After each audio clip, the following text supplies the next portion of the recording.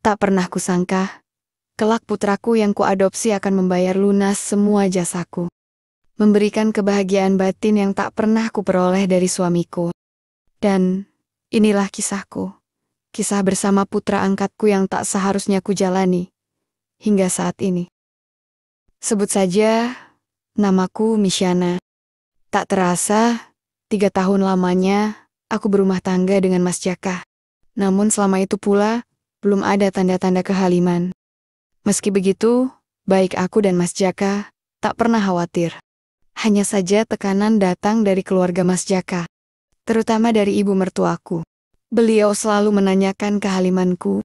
Apalagi, Mas Jaka merupakan anak tunggal yang tentunya mertuaku sangat mengharapkan cucu dariku. Apalagi kami juga masih menumpang di rumah mertuaku.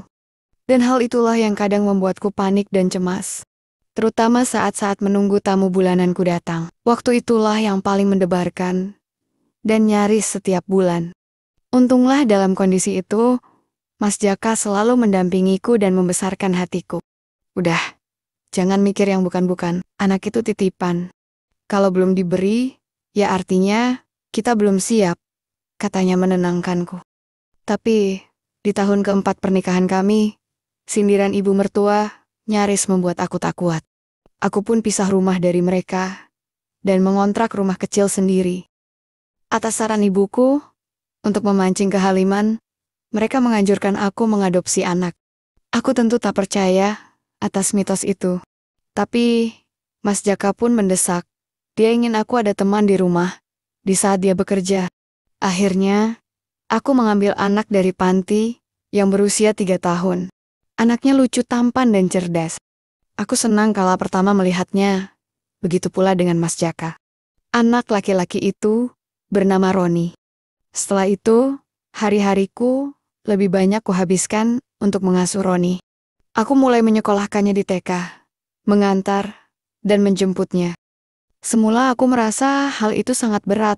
Tapi, ketika memasuki bulan kedua, aku senang ketika anak angkatku itu memanggilku dengan sebutan Mama.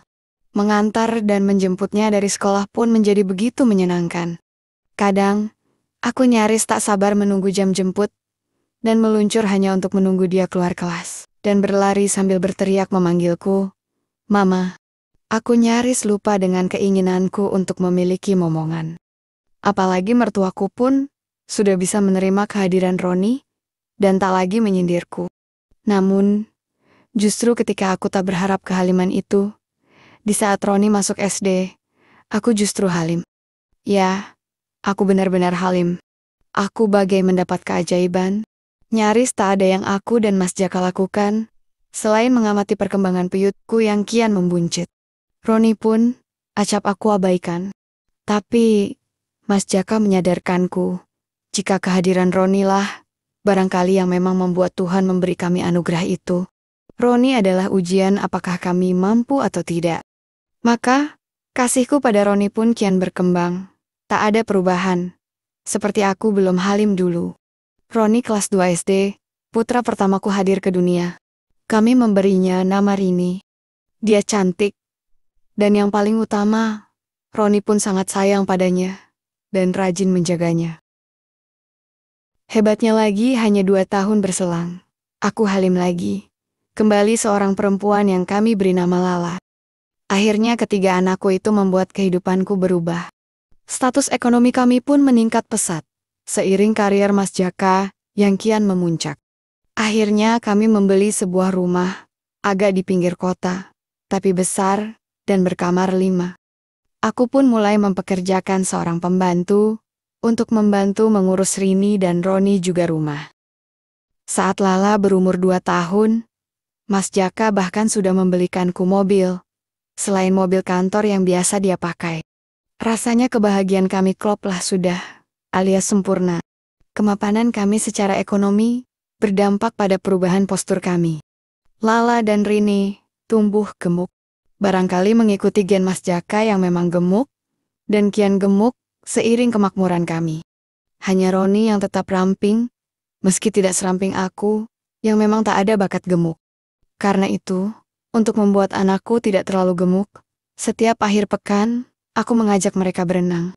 Hasilnya lumayan, saat masuk SD. Kedua anakku sudah tak lagi kegemukan.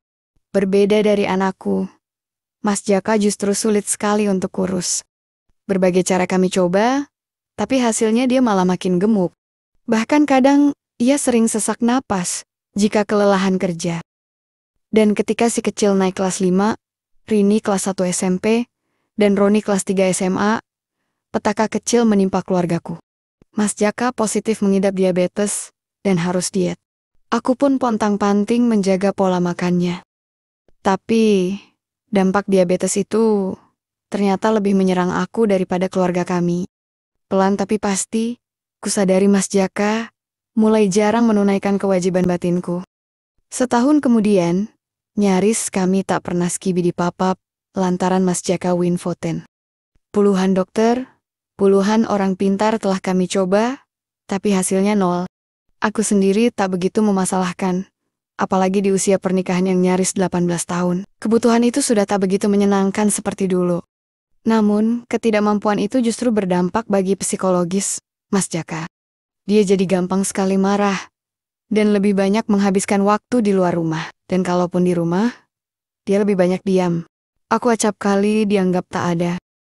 Sementara itu Roni sudah kuliah dan tumbuh jadi pria yang matang, sangat menyayangi adik-adiknya, serta mandiri.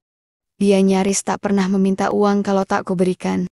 Dia juga selalu membantu apapun di rumah, sehingga sering kumarahi, lantaran tingkahnya itu kadang nyaris seperti pembantu.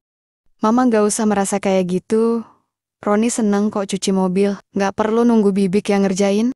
Begitulah selalu tiap aku larang mencuci mobil, atau memotong rumput, dan merapikan pagar tanaman. Sedari awal, kami memang telah memberitahu Roni tentang statusnya sebagai anak angkat. Dan adik-adiknya pun tahu kalau Roni bukan saudara sekandung mereka. Dan syukurlah, hal itu tak membuat keakraban mereka jadi renggang. Roni selalu siap menemani adik-adiknya, membantu belajar dan mengantarku berbelanja.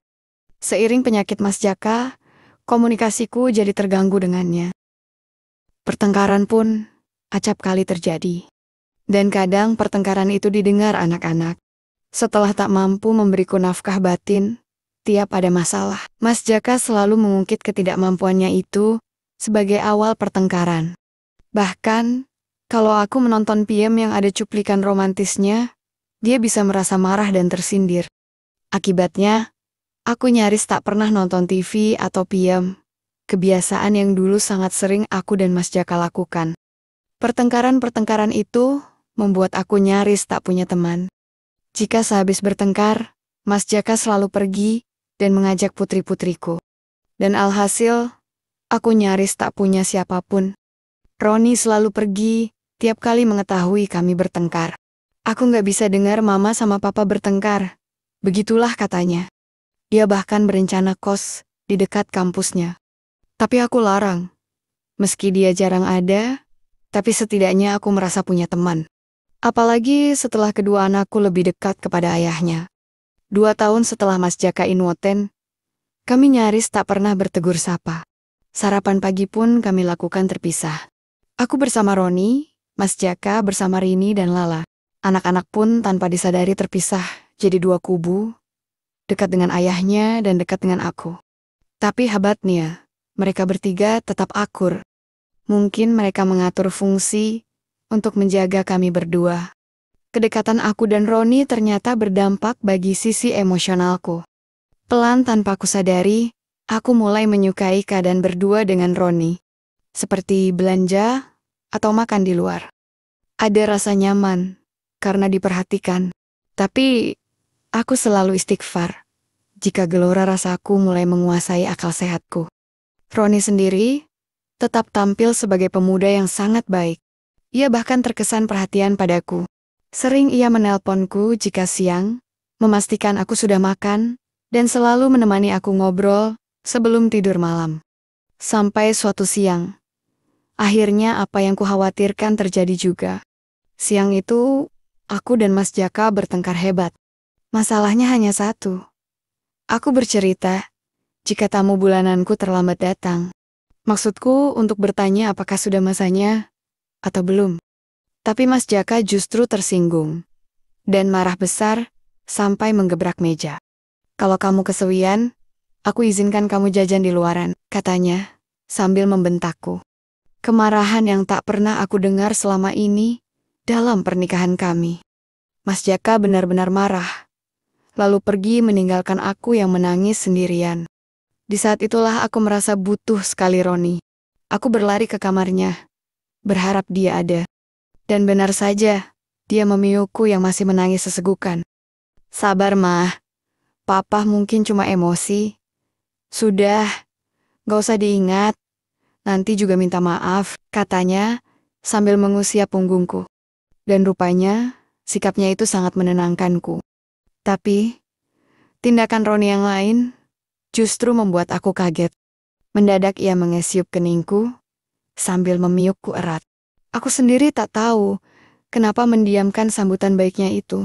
Aku bahkan diam saat dia mensesup mataku dan memberi sambutan di wirirku. Ya Tuhan, kenapa ini?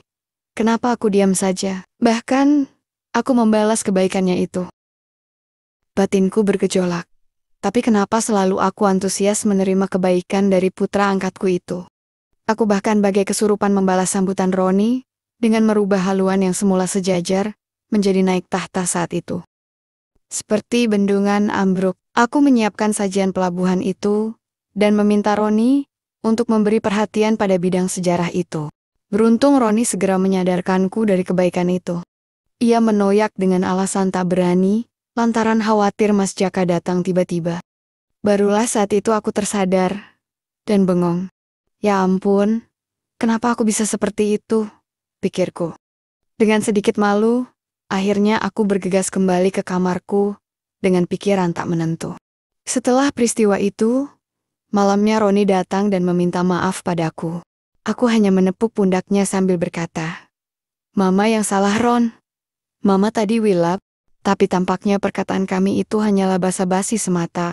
Lantaran keesokan harinya, saat kami duduk berdua menonton TV, entah bagaimana mulanya, sambutan demi sambutan tercipta begitu saja. Baik aku dan Roni saling memberi solusi permasalahan masing-masing, bahkan akhirnya pindah ke tempat yang dirasa lebih baik. Di sana tak hanya sambutan baik yang kuterima, tapi juga perhatian yang tak pernah lagi kudapat dari Mas Jaka. Sama halnya seperti orang kerasukan, kuberi perhatian pada perahu layar itu. Tapi sayangnya Roni sempat menoyak, meski aku sudah mengiba padanya. "Jangan toh mah, Roni nggak bis. Mama tahu, kamu cuma alasan. Iya kan? Tapi mah, Roni sempat berpikir sejenak. Tapi mungkin karena iba padaku akhirnya ia pun mengabulkan niat mulia tersebut. Dan ya, apa yang dikhawatirkan pun terjadi juga. Selagi Mas Jaka pergi, aku dan Roni pun hanyut akan aliran sungai Nirwana itu. Deru angin pun memburu seiring peyuh, dan nada ceramah rohani bergema ke segala penjuru. Di sela-sela kebaikan tersebut, sesekali Roni mengungkapkan kekagumannya padaku. Ia juga meyakinkan aku jika sebenarnya ia cinta padaku. Ya, Roni mengakui mencintaiku. Katanya, sejak aku mulai bertengkar dengan Mas Jaka, ia mulai merasa terlibat denganku. Ia seolah tak terima bahkan ikut merasakan kesedihanku. Sementara aku sendiri tak tahu dengan perasaanku. Entahlah, apakah aku juga mengaguminya, atau sekedar pelampiasan semata. Yang aku tahu saat itu, aku hanya membutuhkan siraman, dan tak pernah bisa menoyak. Bahkan cenderung meminta untuk memenuhi kebutuhan baik itu. Perahu layar itu terus melaju, sebagaimana mestinya. Sampai di penghujung penantian itu, akhirnya aku dan Roni bersamaan tiba pada tujuan utama. Sejak hari itu, aku terbiasa meminta solusi itu lebih dulu. Meredakan keinginan yang selama 4 tahun tak lagi kudapatkan. Ya, aku bisa lagi mendapat kebahagiaan meski dari putra angkatku sendiri. Tapi, apakah aku tak ingin keluar dari keadaan itu? Ya, tentu, sebagai wanita biasa yang masih memikirkan moral, aku ingin keluar. Ingin bebas dari keakraban yang tak seharusnya itu. Tapi jujur, aku tak pernah bisa.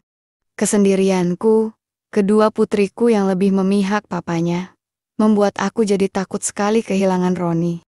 Aku juga telah berkali-kali meminta Roni untuk mencari pacar. Apalagi, dia akan tamat kuliah. Tapi Roni tak pernah sekalipun mau. Aku cinta mama, dan soal pacar, itu nggak penting. Yang terpenting, aku bisa membahagiakan mama. Begitulah, elaknya. Kini, 2 tahun sudah keakraban itu terjalin. Dan tanpa seorang pun yang tahu. Sudah berkali-kali juga aku mencoba berubah. Tapi nyatanya tetap tak bisa. Barangkali, jika Roni mempunyai pacar, mungkin aku akan berusaha melupakannya. Toh aku sudah tua, tak seperti gadis muda. Tapi, tiap kali niatku untuk menoyak atau menjauhi Roni muncul, ketakutan akan kesendirian menggagalkannya. Aku hanya berkata, "Ingat Ron, Mama Iki ibumu." Tiap kali niat baiknya timbul. Aku cuma tak ingin ia menyesual. Karena penyesualan hanya akan ada di belakang. Begitulah kisah yang masih kujalani hingga saat ini. Di sini aku hanya ingin menceritakan keluh kesahku. Aku tak berharap orang lain mengalami hal yang sama denganku. Cukup aku yang merasakannya. Dan semoga ada pelajaran yang dipetik dari kisahku ini. Kepada Maisha Story, terima kasih sudah menampung ceritaku. Dan jika ada solusi untuk permasalahanku ini, silahkan komen di kolom komentar. Sekian ceritaku dan Assalamualaikum warahmatullahi wabarakatuh.